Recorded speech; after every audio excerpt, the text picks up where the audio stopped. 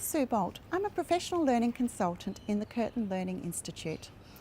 I'd like to introduce this video to you, which was made to showcase an educational research project which was conducted in the Faculty of Health Sciences to investigate students and tutors' use of two anatomage tables in a large first year unit. In this video you will see footage of students and tutors using the anatomage tables, and you will hear from the research team as they discuss why they conducted this research and how they collected the data and analysed it and then disseminated their findings.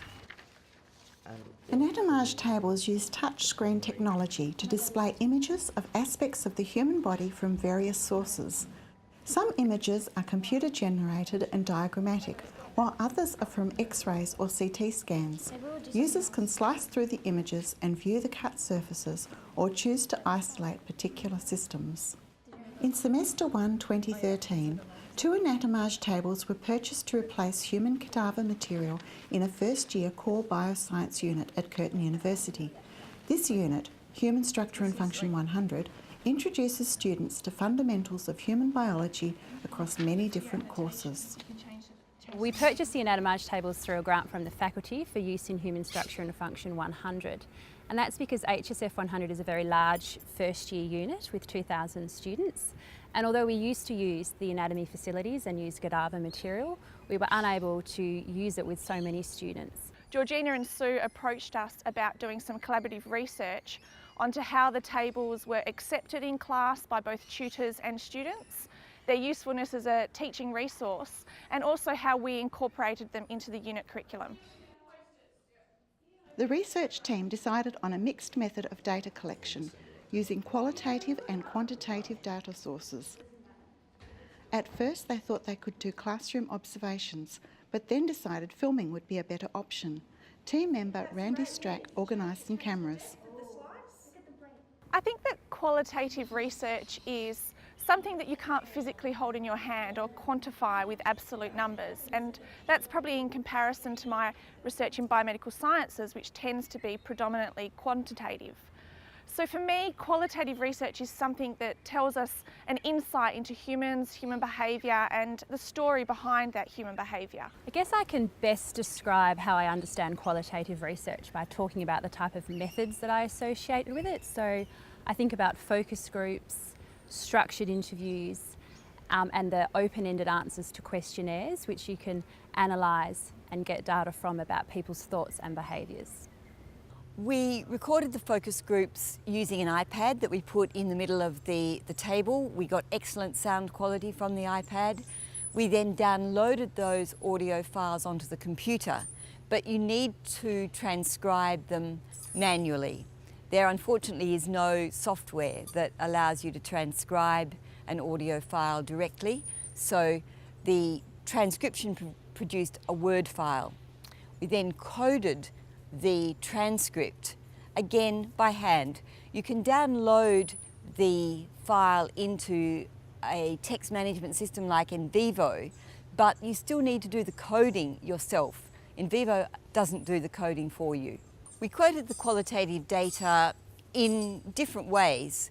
I am what is known as a splitter, so I code pretty much every sentence for meaning. So a code for me must describe or must be a part of the meaning of the transcript. When it comes to analysing transcripts, I'm a bit of a clumper, meaning that I'll group ideas together. For example, from the tutors, I might say, well, these ideas are all around student engagement.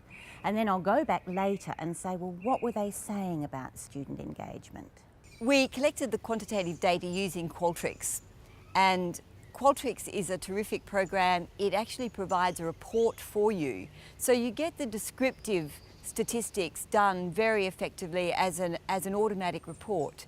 But you can also download those data into Excel or into SPSS and then undertake further analysis, which we did. We haven't yet analysed the camera footage of the interaction of students around the Anatomage table. We looked for a protocol that we could use from the literature, but we haven't found anything that will work for us, so we're currently developing our own. From the beginning, we, as a team, worked out what kinds of publications we wanted to do and tried to structure something at the time that we set up the project.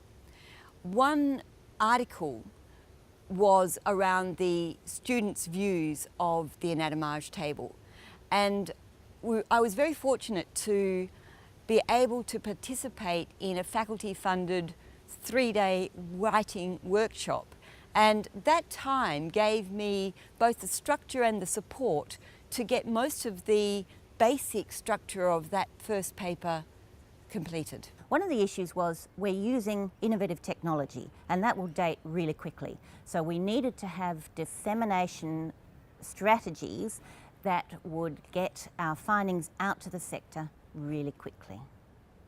The other issue was around the tension between the discipline area and the teaching and learning focus.